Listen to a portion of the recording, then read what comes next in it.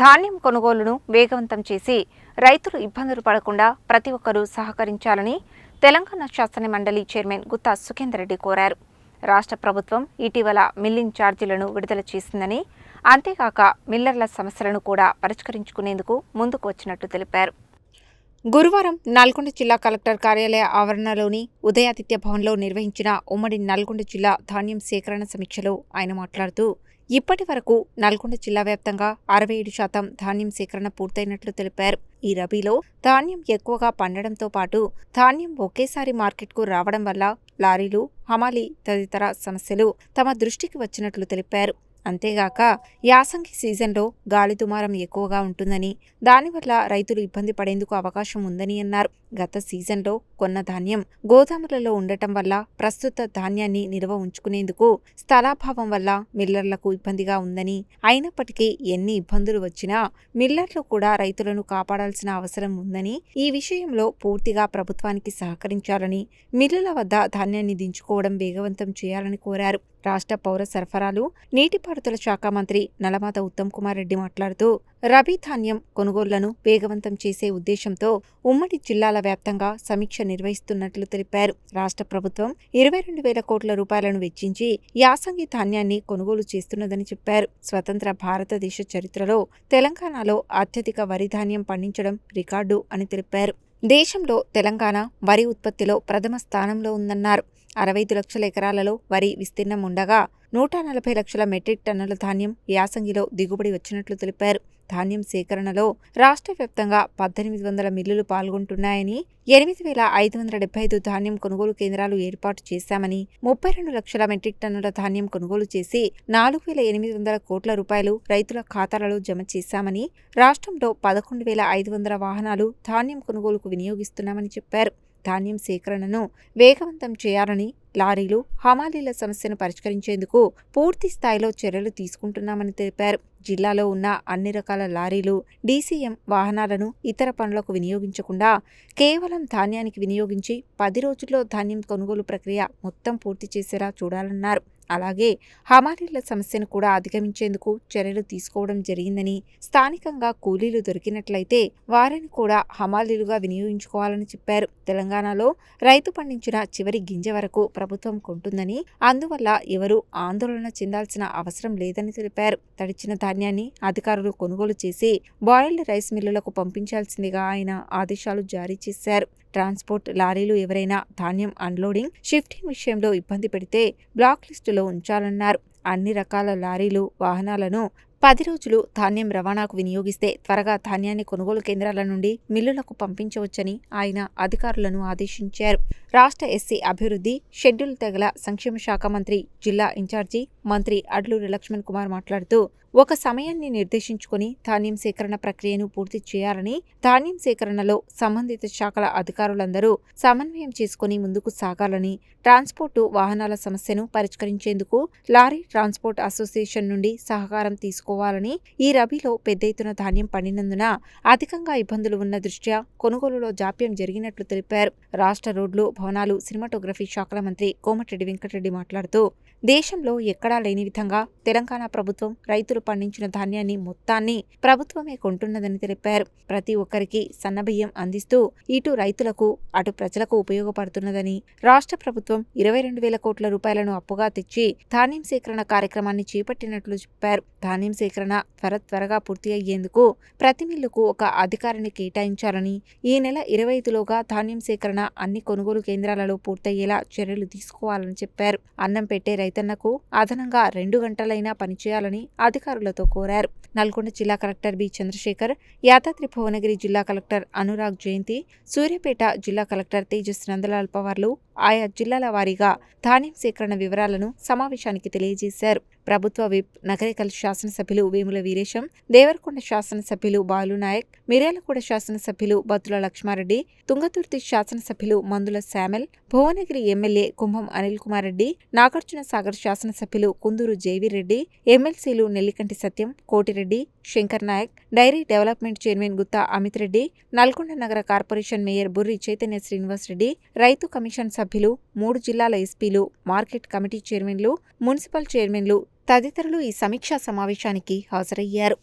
ప్రధానంగా ఈ పంట రావడానికి నేను సివిల్ సప్లైస్ శాఖ మంత్రిని కూడా అభినందిస్తున్నాను. ఎందుకంటే ఇరిగేషన్ మంత్రి కూడా వారి నీళ్ళు ఎక్కువ ఇచ్చినారు, పంట కూడా ఎక్కువ పండింది.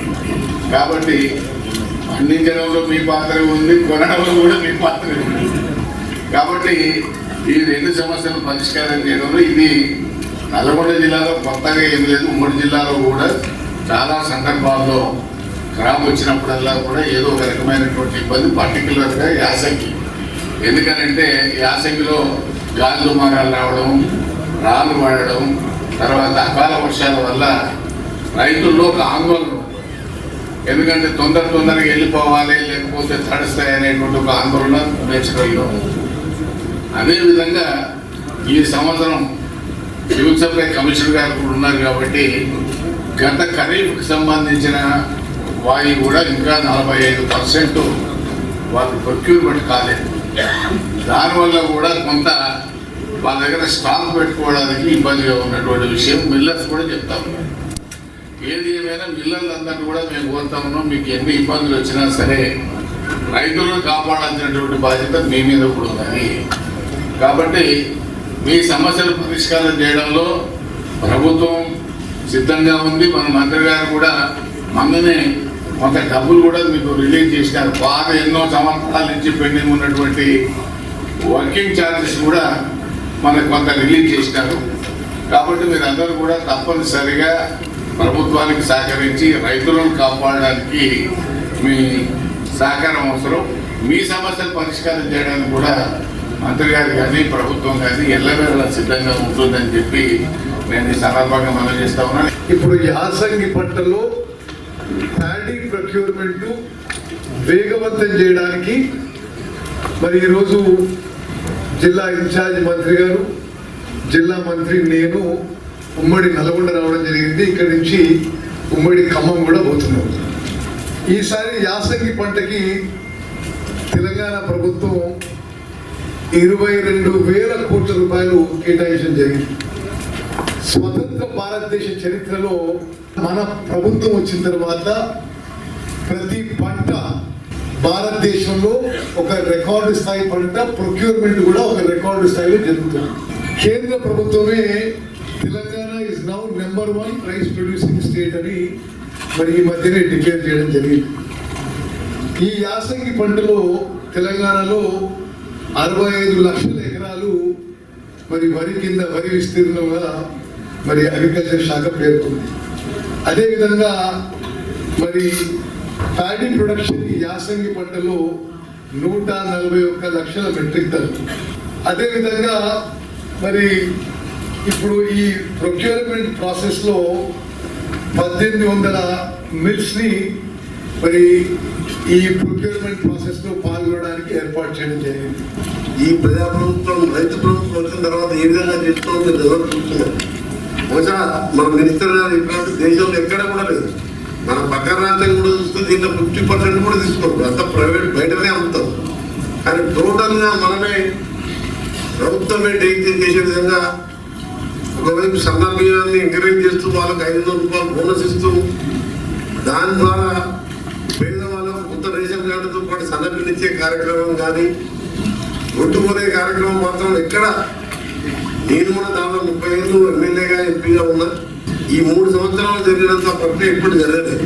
22,000 కోట్లు లోన్ తీసుకొచ్చి రైతుల పేమెంట్ డిలే కాకుండా చేస్తుంటే కూడా అది ఒరలేని వాళ్ళు అప్పు తీసుకొచ్చి 20 కోట్లు అంటారు. అంటే ఇక వాళ్ళ గురించి పక్కన పెట్టి ఈరోజు వచ్చి దీని మీద రిలీజ్ చేసినందుకు, అలాగే జిల్లా కలెక్టర్స్ కు నా రిక్వెస్ట్ ఏంటంటే మా నల్గొండ కలెక్టర్ గారు మా దగ్గరనే 2 జిల్లాలు ఎంతుందో నల్గొండ జిల్లా ఒక జిల్లానే అంత ఉన్నది. 2 జిల్లాలు ఎంతుందో మా జిల్లా ఒకటే అంత ఉన్నది. సో అందుకే ప్రత్యేకంగా ప్రతిరోజు కూడా కలెక్టర్ గారు దాదాపు ఒక 5 నుంచి 10 సార్లు మాట్లాడుతున్నారు. కాకపోతే ఏంటంటే ఈసారి ఎర్లీగా స్టాక్ బయట మిరియాలు కూడా ఇక్కడ రకరకాల అంతా ఒకటేసారి వచ్చింది. మా దగ్గర మిల్స్ బ్లాక్ లిస్ట్ లో ఉన్నాయి. దాని మీద కొన్ని చర్యలు తీసుకొని మేము ముందుకు పోయినాం. మరి వరి ధాన్యానికి సంబంధించిన పెద్ద ఎత్తున ముఖ్యం రావడం జరిగింది, పంట ఎక్కువ రావడం జరిగింది. మరి దాని జిల్లాకు సంబంధించిన నల్గొండ జిల్లా కలెక్టర్ గారు కానీ, యాదాద్రి జిల్లా కలెక్టర్ గారు కానీ, మిర్యాల జిల్లా కలెక్టర్ గారు జిల్లాకు సంబంధించిన అన్ని అధికారులతో సమన్వయం చేసుకొని చివరి గింజ వరకు కొనుగోలు చేసే విధంగా రెవెన్యూ అధికారులు కానీ అగ్రికల్చర్ అధికారులు కానీ వివిధ శాఖలకు సంబంధించిన అధికారులకు ఒక టైం బాండ్ ప్రోగ్రామ్తో ఎక్కడెక్కడ ఈ అధికారులు ఏ విధంగా మిల్లర్ల దగ్గర అన్లోడ్ చేసే విధంగా రెవెన్యూ అధికారులను పెట్టాలి. రెవెన్యూకు మిల్లర్లకు చాలా దగ్గర సంబంధాలు ఉంటాయి. అక్కడ తహసీల్దార్లకు టీటీలకు బాధ్యతలు అప్పచెప్పాలి. ఆ విధంగా అగ్రికల్చర్ అధికారులను వివిధ స్థాయిలో అధికారులందరితో సమన్వయం చేసుకుని ముఖ్యంగా ఎస్పీస్ అందరికీ కూడా ఇన్ఛార్జ్ మినిస్టర్ గారు చెప్తున్నారు. ఏదైతే ఇప్పుడే పెద్దలు ఉత్తమ్ కుమార్ గారు వెంకరెడ్డి గారు చెప్పిన విధంగా మినిస్టర్ గారు చెప్పిన విధంగా ఈ జిల్లాలో వివిధ ట్రాన్స్పోర్ట్ సంబంధించిన వెహికల్స్ ఎక్కడున్నా కూడా ఆ ట్రాన్స్పోర్ట్ అసోసియేషన్ వారితో మాట్లాడతారా, ఆ ట్రాన్స్పోర్ట్ వెహికల్స్ ఉన్నటువంటి వారితో ప్రత్యేకంగా వరిధాన్యానికి వాళ్ళు సహకరించాలని చెప్పేసి లారీలు కానీ డీసీ వ్యాన్స్ కూడా మరి ట్రాన్స్పోర్ట్ స్టేషన్ ప్రత్యేకంగా ఎస్పీ అదేవిధంగా ట్రాన్స్పోర్ట్ ఆర్టీఓ అధికారులు కూడా సహకరించాలని చెప్పేసి కోరుతూ మరి ఈసారి ఇచ్చిన పంట ఎప్పుడు కూడా రాలేదు. పెద్ద ఎత్తున వరిధాన్యం పంట రావడం జరిగింది. రైతులు కూడా మీ అందరికీ తెలుసు 80% మనకు హమాలీస్ అంతా కూడా వేరే రాష్ట్రాలకు సంబంధించినటువంటి హమాలీ సోదరులు ఉన్నారు. మనకు రావడం కొంత ఆలస్యమైంది. అదేవిధంగా కేంద్ర ప్రభుత్వం ఆన్లైన్ ఒక సిస్టాన్ని ఏదైతే ఇంప్లిమెంటేషన్ చేయడం వల్ల కొంత డిలే అయింది. ఏదేమైనా కూడా ఈ జిల్లాకు సంబంధించినటువంటి పెద్ద ఎత్తున వరిధాన్యాన్ని పంట పండించిన రైతులకు చివరి గింజ వరకు రాష్ట్ర ముఖ్యమంత్రి రేవంత్ రెడ్డి గారి నేతృత్వంలో కూడా గౌరవ సివిల్ శాఖ మంత్రులు పెద్దలు ఉత్తమ్ కుమార్ రెడ్డి గారు మన జిల్లాకు సంబంధించిన అధికారులందరూ సమన్వయం చేసుకుని ఇక్కడ ప్రజాప్రతినిధులు శాసన మండలి సభ్యులు పెద్దలు వెంకరెడ్డి గారు కానీ గుత్తా సుఖేంద్ర గారు అందరూ కూడా మన రైతులకు ఇబ్బందులు కాకుండా రైతులను అధికారులతో సమన్వయం చేసుకుని చివరి గింజ వరకు కొనుగోలు చేసే విధంగా ప్రత్యేకంగా ఈ యొక్క 15 రోజులు ఆ నియోజకవర్గం సంబంధించిన శాసనసభ్యులు కూడా ఆ నియోజకవర్గానికి ఎక్కువ ప్రత్యేకంగా సమయాన్ని ఇవ్వాలని కోరుకుంటూ